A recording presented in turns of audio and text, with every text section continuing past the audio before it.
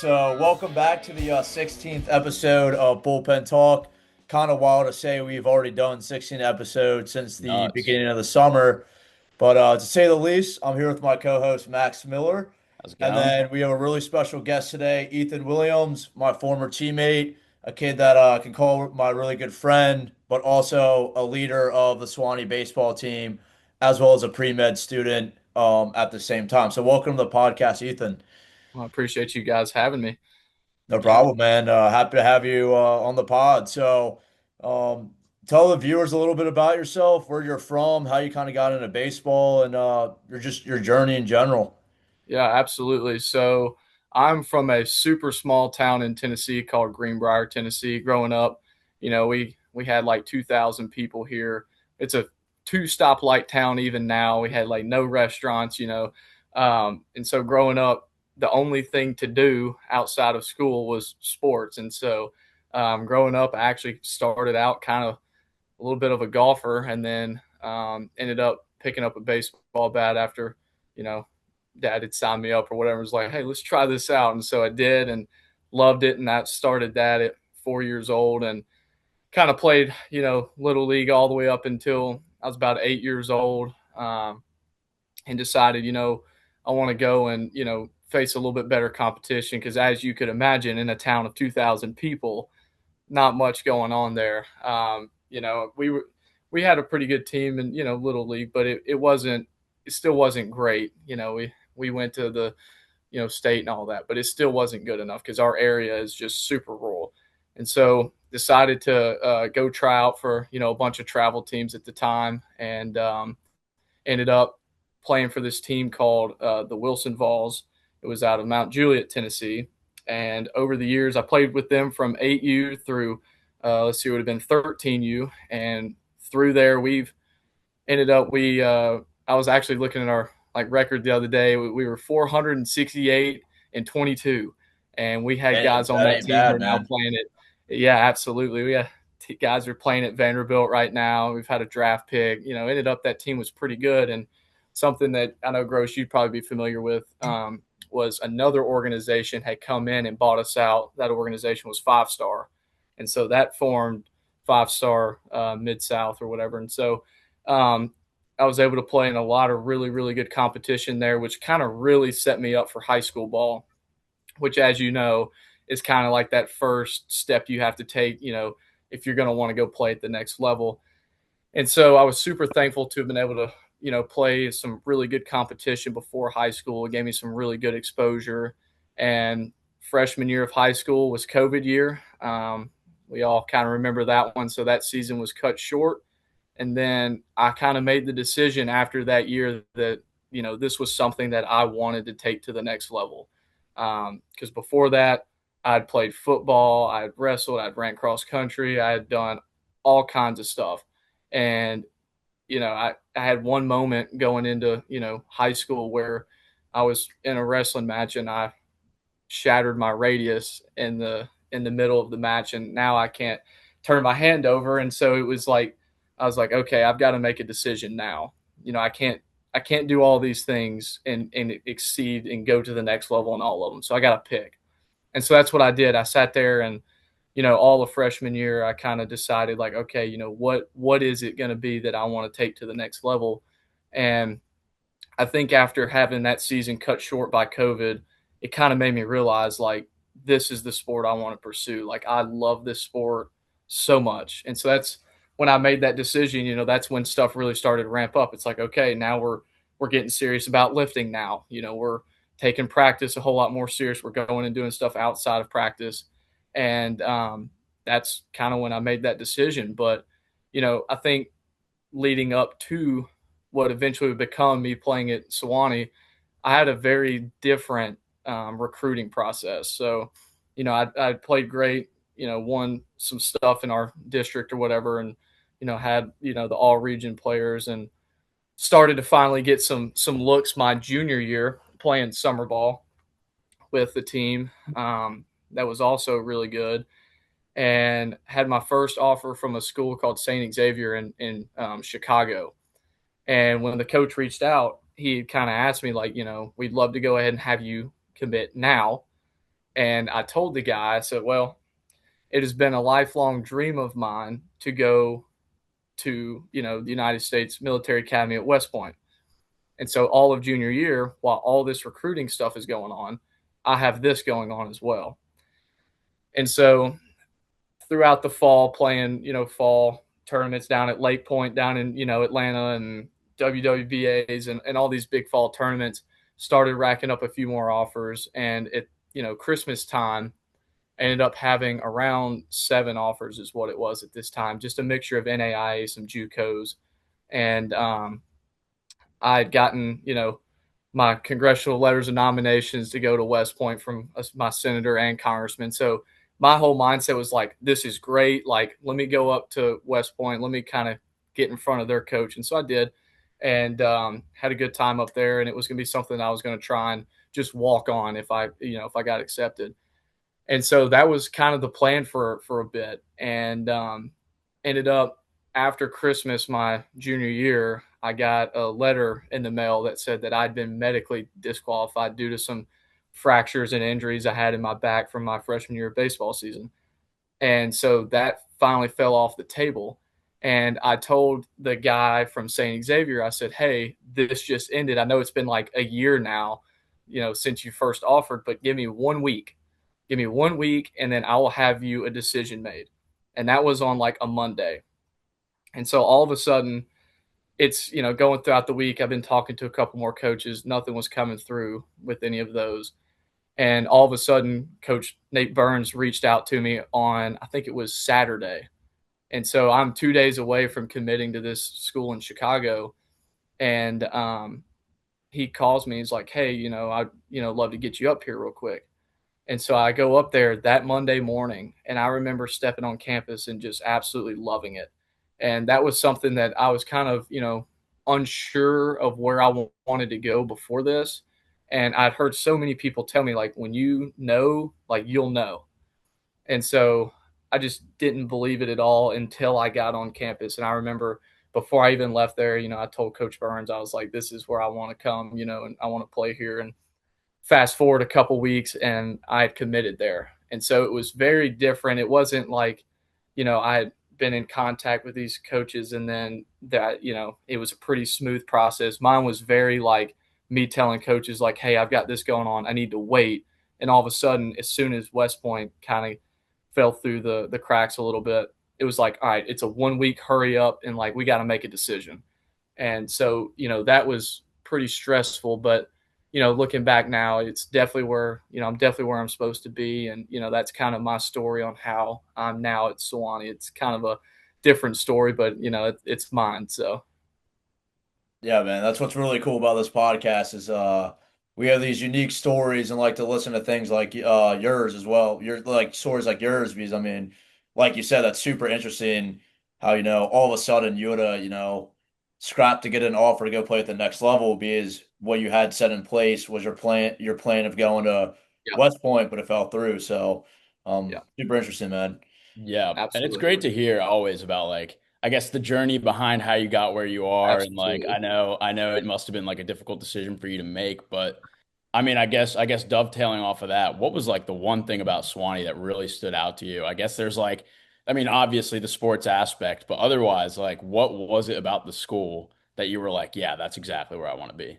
Absolutely. So it helps that, one, the campus is just gorgeous. And it kind of, I'm a very outdoorsy person, and that's a very outdoorsy campus. But to be totally and completely honest with you, it was the academics of the school. Swanee's is a pretty good school. And I had done like some research before that. And really, the alumni network is what you go there for. Um, everybody knows Sewanee because they know somebody that went there, and they're now in this position, this high CEO position at this company. And so it's one of those things that realizing the like potential, to go there and possibly have these connections, knowing what I wanted to do at this point, which was pre-med, being able to have a school that was going to be able to provide me with those connections and set me up. That is what stuck out to me because, all these other schools, whether they had pre-med or not, a lot of them that didn't necessarily have the resources or the alumni that were really there to help push you or kind of say, hey, this is who you need to get in contact with, or this is what you need to do because I've been there and done that. And so that is something that Sewanee had, and that was very appealing to me. And what I think is very interesting of like Division III schools specifically is the whole idea of like you're talking about the alumni love giving back to their students. Absolutely. And at the D1 level, it's more so of like, hey, we'll throw you X amount of NIL money, but after that, you're done playing for 4 years. Yeah. Like maybe we'll give you a job or something like that. But to kind of go off that as well, like talk about how you've been able to balance pre-med and baseball. I know for a year I was doing it with you and it was pretty challenging. Absolutely. So we're Absolutely. kind of, bouncing ideas and study habits and things like that. So like, what have you done over the course of 3 years to prepare you to apply to the med school coming up? Absolutely. Well, I think it's for this particular question, I think it's very important for me to kind of fill you guys in on where I went to high school. We were talking about it earlier today. I had 217 kids that graduated with me. I have 10 that are in college still.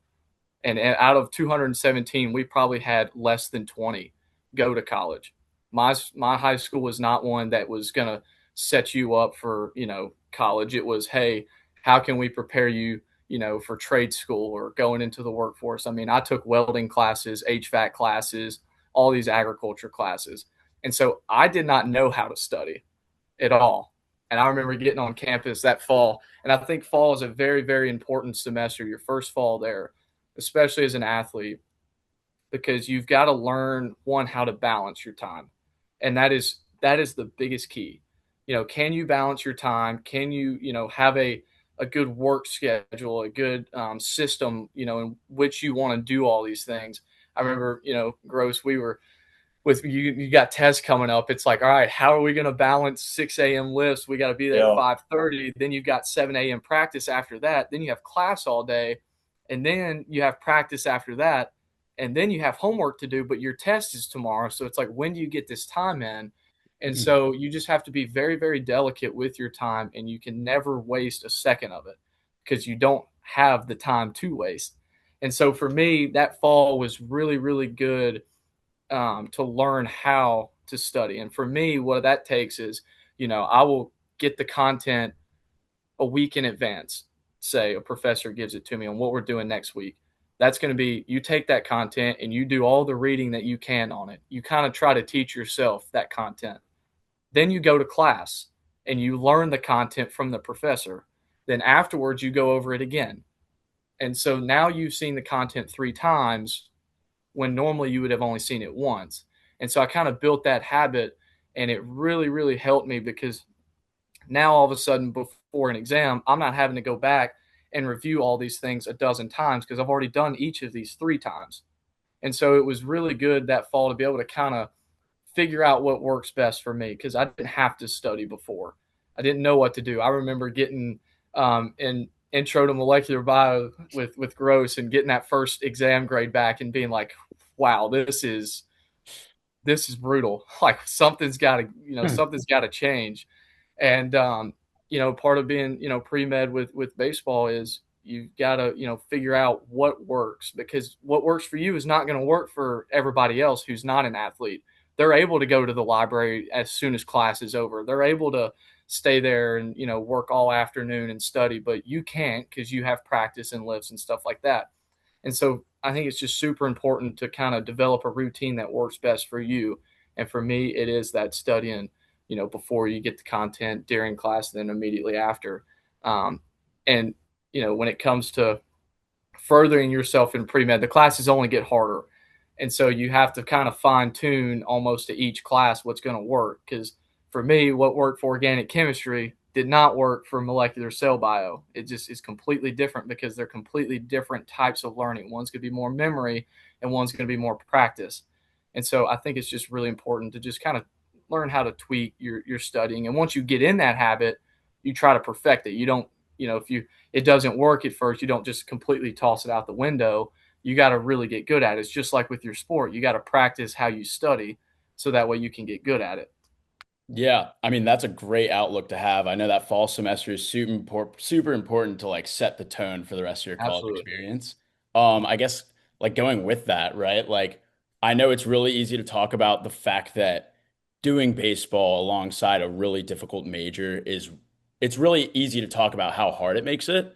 Mhm. What do you think baseball has taught you in general to like kind of just like a work ethic? How has it given you the Absolutely. drive as a student who's also doing a very difficult major to kind of make your schedule to in any way that it's helped you? How has it helped you being a student athlete? Absolutely. Well, for me, again, it has taught me how, to work for something. Again, you're not just going to show up at the baseball field and perform. Well, you're not just going to show up in the classroom and perform just like you want to. And so to me, it's almost teaching me that drive of like, hey, you want to accomplish something. Say you've got a batting average you want to hit this year. Well, you're not just going to show up to practice every day and just be like, I'm just going to go through the motions and then hit that goal. It's not going to happen. Same thing in the classroom. Be like, okay, I want to finish with a 93 in this class. Well, you're not just going to show up every day. And, if you don't put in the effort to get that 93, you're not going to. And so for me, baseball has really, really taught me how to one, set a goal and then actually have to work for it. Because baseball is a very, very, you know, heck, MLB, you bat 300, you fail 70% of the time, you're a Hall of Famer. Like, it teaches you how to fail, but also how to deal with that failure. Because again, in the classroom, you could be studying and preparing and think you're doing the right thing, just like you could think you're doing the right thing with baseball. Like, my hitting routine's great. It's all these things. You think it's great, and all of a sudden, it's not. You go out there and you're not performing. And so you have to think, okay, what do I need to change? Same thing in the classroom. You're sitting there and you're studying this content and you think you're studying it in the right way. And all of a sudden, here's a quiz and you get it back and you just got a 50 on it. And you're like, okay, I just failed. But what do I need to do to change this? Because, it's very, very important that you're able to recognize, just like in baseball, that these things aren't working, but what can I do to change it so that way I get the results that I need? And to like kind of piggyback off that a little bit, as I remember like doing, studying with you, and you've always paid close attention to everything and made sure that like your systems were set in place and you were doing everything the right way, which obviously has got you to where you're at today. And I want to kind of talk about your leadership style. I'm not sure if it Mhm. changed over the years, but you're more so of a quiet guy that gets Yep, things done. And in absolutely. today's day and age, you hear a lot of people that like talking about things and doing things and saying, Mhm. "Hey, I'm going to go out and do this." But you were more so, even when I went to school with you, were like, "Hey, I got an exam." Instead of talking about how hard that exam is going to be, you spent, 8 hours in the library. So, what are characteristics, excuse me, that you have used to like, be a leader, but not like have to be verbal about it? Just like do what you Absolutely. do the right things with your actions, essentially. Absolutely. Well, for baseball, to me, I think there's some good in being vocal, but there also can be some bad. You have to learn to balance the two. And for me, Gross, as you know, I'm not the most vocal guy in the Yeah. room. I'm not going to be. But the way that the standard I have for myself is okay, take, for example, like you were saying, I have a test. Well, I'm not going to talk about how hard it is. Instead, I'm going to go study for it. Well, when it comes to baseball, you're looking at your schedule and here, you have a goal in mind or you want to finish this place, you want to win conference. Well, over the years, it's like, okay, you've got teams who are all, we got four teams that are ranked top 25 in the conference, this is tough. And my thing is like, you can't think of it as this is going to be hard. You just have to put your nose down and work for it, like just like they do. Because I mean, they're not sitting here thinking, oh man, we're top in the conference. No, they're also thinking, hey, we got three other teams that are with us that are also ranked. Like, nothing is a given in baseball. And so for me, it's, lead by example. I don't have to sit here and yell and be like, hey, let's go. You know, I set the standard with the way that I work. And the way that I make everyone else better is I want to ensure that they are also putting in just as much work as I am. Because as a leader, if you're too vocal but yet you don't put in the work, well then it just comes across as, somebody who's just trying to tell you what to do and it's just hypocritical. But you have to be a little vocal, and that is how I've kind of changed over the years since you've been here. Is I have now gotten a lot more vocal of, hey, like, if we're as an infield we're doing mass fungo, if it's not good, like, I will say something like, look, we need to, something's got to change. We're not focused enough. And so you set that standard with your actions, but then I've also had to learn how you also have to use your vocals to ensure that you're also, just flying under the radar as well. Like, and Yep. nobody's noticing what you're doing. Because if you don't say anything, if you're working hard, well, sometimes people aren't going to notice. You kind of have to like give them that push. And so, for me, it is, put your head down and work and lead by example is kind of what I've adopted. And I'm glad to hear that from you, especially, dude, because I mean, I remember hanging out with you and Childers, who's also on this podcast earlier this summer. And, you've always had some great advice and you've always been that leader, helping me with my academics. To hear that you've been, able to establish yourself in that role and, be vocal about it, man. That's good for you, bro. And good work on that. Absolutely. And it's been hard because, again, you know me, I'm not a Yeah. vocal guy, but, you have to have a little bit of it. I think you Yeah. do.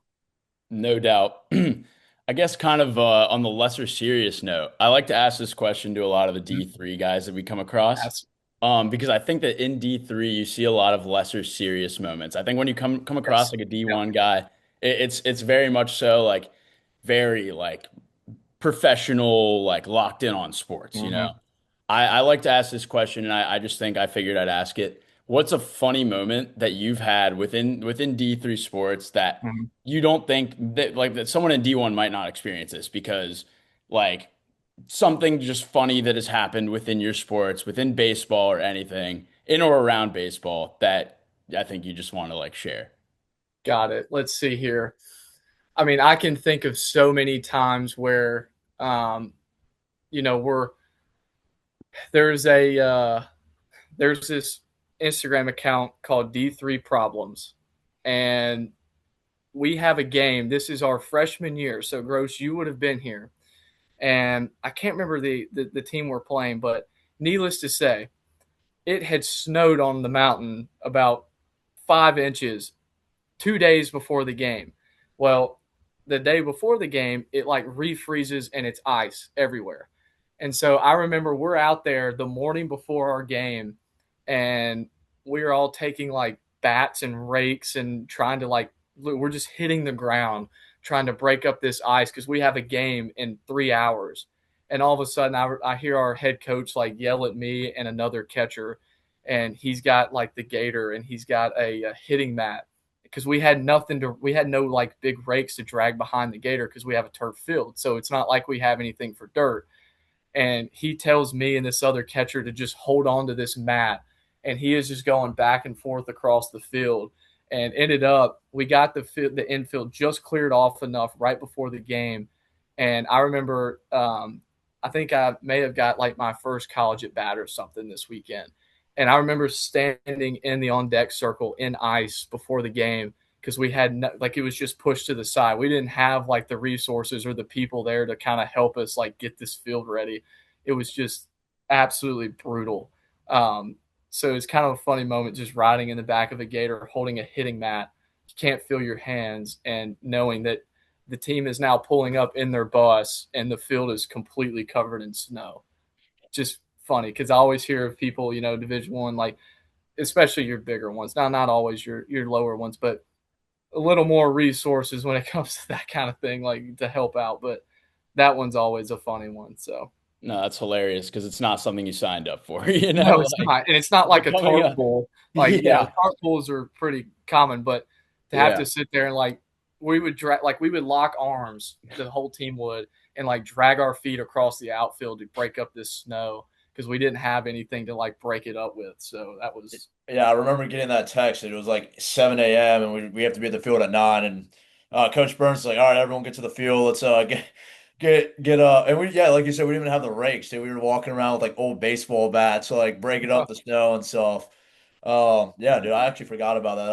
yep.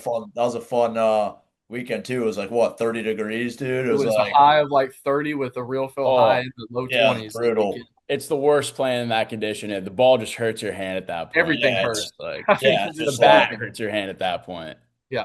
But Uh, so to get back on track on the more serious note, I wanted to ask you this question Mhm. of like how you've like over the past 3 years, you like developed like as you were talking about your academics are getting harder.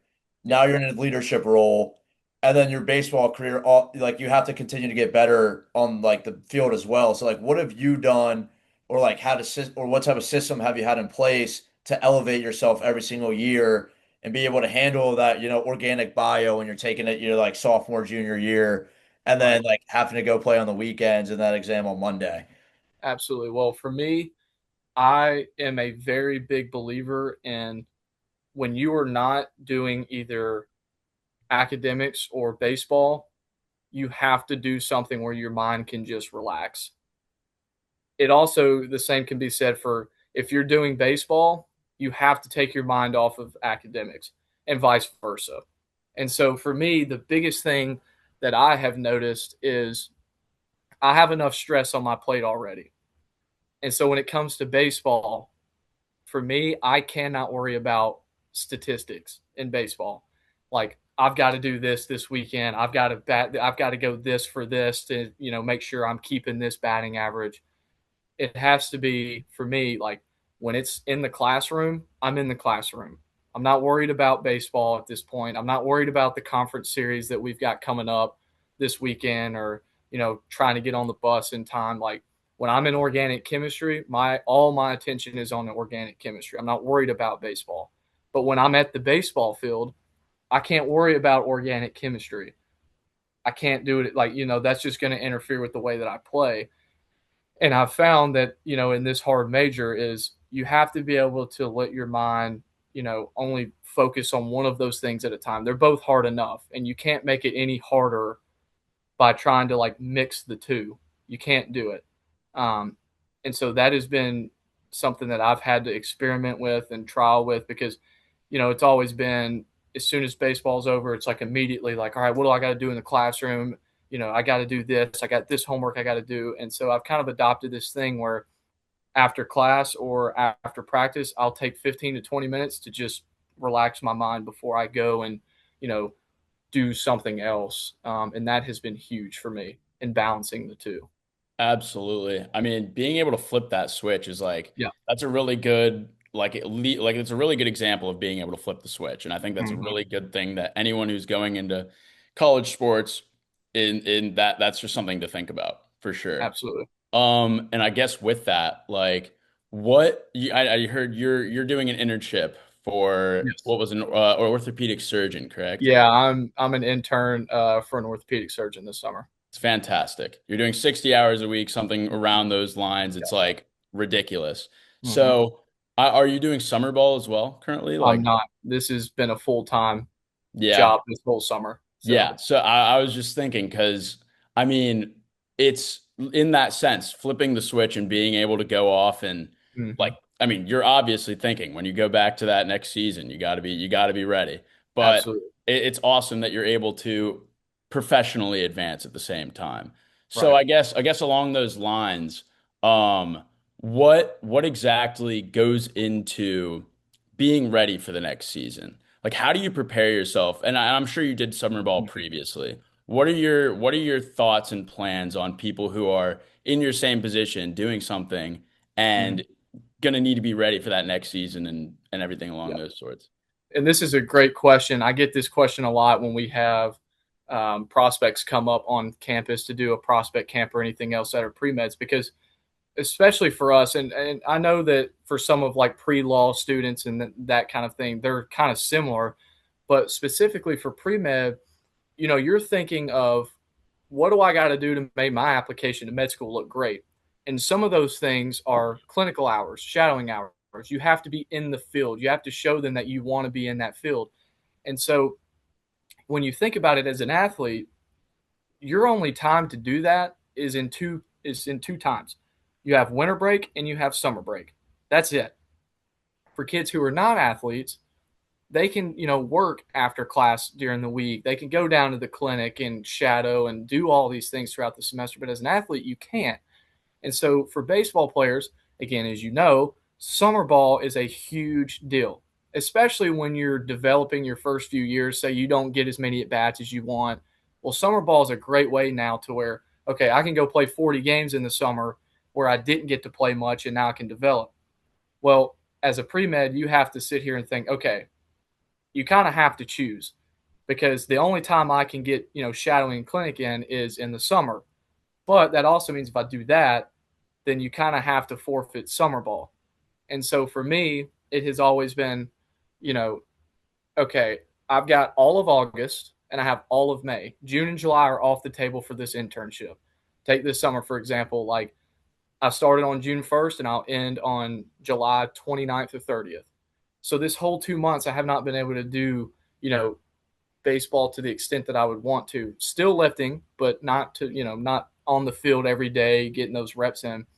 And so I think it is very important, that you, again, that month of August when you're getting back, because it's kind of stressful. Everybody else has been playing summer ball all summer and you feel like you're behind, but you just have to really put that work in right before you get back on campus. And when you do get on campus, you have to put in even more because you may be a little bit behind, but that doesn't mean that you still can't perform, to the level that, you need to, or to the standard that you've set for yourself.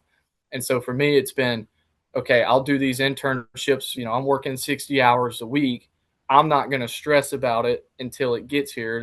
Once August hits, once I get home on Wednesday, I will be out in the cage all day, every day. I'll be taking, reps behind the plate, all of these things to get myself ready to go. And so it's different as a pre med. You can't go and do all the baseball that everybody else can. So again, it's just once again going back to, one of the big things is, finding a routine that works for you, finding that schedule that works for you, long tossing. Okay. Once I get back, I haven't had 2 months to build up. What do I got to do now to cut it down to? I got a month to prepare what works for me. And so that has just been a big thing. Yeah, and go off that is what we're doing, like, bullpen talk and the second half network, is we're trying to make that known that what you're doing is very rare. And I'm going to give you props to that because the idea of sacrificing, your future vision of being a doctor and helping society is incredible in itself. And that's awesome and amazing. But at the same time, is like you're sacrificing, your athletic ability to go and get better. But what we're doing here the second half is basically talking about what you are doing is like realizing, hey, I'm an athlete. I'm playing the sport, not like maybe go pro, you never know, but use Right. it to your full advantage to push yourself and build a career for yourself, man. And like as athletes, you guys have the leverage of the competitiveness. I mean, playing 1 year of college ball, I can say even now, like as a normal student, I'm extremely competitive Mhm. because it's in us. I mean, like that's what we need, to succeed in life and on the field as well. So I mean, I think that's a really cool story. And my last question for you is Yep. I know you're a man of faith and that you talk about all the stress you're going through. You Yep. helped me out on my when I was at school as well. So what have you done like through your faith to, talk about, you're stressful, right? You're always Right. stressed. Like how do you use that to, make you a better person, but also, keep like make sure that you understand and you're heading in the right direction and all of this, not playing summer ball and Right. being a vet is worth it. Absolutely. Yeah, well, and I'm glad that you kind of brought up, my faith a little bit because that is so important to me. And I am super stressed about these things right now with the MCAT, like studying for that. I'm month 10 now. I've had to push it back once or twice. It's a grind and it's super stressful. And that question always comes up of, am I doing, for me, am I doing what the Lord is calling me to do? And every single time I have to stop and think back to, one of the biggest ones for me is, look at how my story of, being a recruit to now, if I go back and look at that, I know for a fact that I'm right where the Lord's called me to be. Not only because, I'm getting to do what, I want to do, but because of the people that I've gotten to be around and, do all this, with. And it has been such a, like, looking back, it's been so obvious that this is what I'm called to do, and my faith has been huge in handling that stress. Calling on the Lord, just give me clarity. I'm asking for clarity, and to just guide and lead me, and putting that trust fully in Christ of knowing that you know he's already set my future. Like it's already done. All I have to do is just walk in his path every single day, and it's all going to work out. And try not to get too concerned in the future. It's very hard because we're in that stage of life right now. Everybody's looking at, okay, what am I going to be doing 2 years from now? Am I going to be in a career? All this stuff. And instead, living in the moment is one of the biggest pieces of advice I can give to other, athletes, students, whatever it may be, of live in the moment. Don't worry about the future. Do what you're supposed to do that day, and everything else is going to work itself out. If you do what you're supposed to do each day, you're going to build those steps into what your future is going to look like. But if you get, weighed down and I've got to be at this level at this time, it's just so much stress. It's just going to hold you back.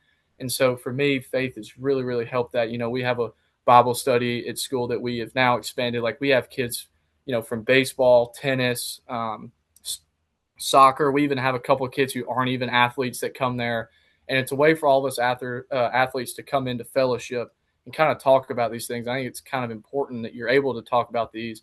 And, we bounce ideas off each other all the time. Gross, I know you were able to be a part of some of those, and it's Yep. crazy how much it's grown since then. Like It's we awesome have to hear, man. 25, 30 kids at a Bible study now, and it's like, you know, again, why are we playing baseball? Well, it's because, for us, we talk about all the time. It's because these are the gifts that the Lord has given us and allowed us, to come out here and use to spread his word. And that's another reason why I know where I'm supposed to be, is because, at Sewanee, I'm allowed to express my faith. And our team now wears like Jesus One shirts before games, and we have so many other teams and players come up and be like, this is absolutely awesome. And if it wasn't for, the Lord blessing me with the ability to play baseball, I would not be able to share his word and who he is through baseball. And so it has been one of the biggest things for me in knowing that I'm doing what I'm supposed to and dealing with that stress, and that it's all worth it because that is his plan. That's awesome, man. I Amazing. mean, it's awesome. I mean, Max, you got any more questions or? I mean, you quite seriously answered the question that I had in my head was any advice for any student athletes to do Yeah. kind of following your footsteps. I mean, you're seriously you're progressing both academically and towards your sport. I guess like to kind of further that question, Hmm. um, you have all these systems in place, like we talked about. We were Yep. talking about how you're able to work both on your sport and your academics. How do you have any specific piece of advice that anyone in your position could take to do both of those things as well? To both advance themselves personally through school and through your sport. Absolutely. Well, for me, the biggest, piece of advice I can give on the baseball side is remembering that at the end of the day, it is just a game. You know, it's the same game that you played when you were a little kid and that you loved. And that is one of the most important things that I can tell anybody, because baseball comes to an end. It comes to an end for all of us. You don't know when. So you have to enjoy it. You can't get buried down, and, you have to treat it like a job when you're training and you're preparing. But at the end of the day, it is just a game. And, as far as doing both, I mean, yeah, I like to do this a lot of times too, is think back to your younger self and what do you think they would think of you now? And so my younger self, I wanted, if West Point didn't work out, it was I wanted to play college baseball and I wanted to, go into medicine. Well, that's what I'm doing. And as hard as it is now, you're buried down and I got the MCAT, I've got all this work, I got to do baseball and all this. You are living out your younger self's dream. And so that my biggest piece of advice is never forget that. Never forget what a blessing it is to be able to do both and it be hard, knowing that this is what you wanted.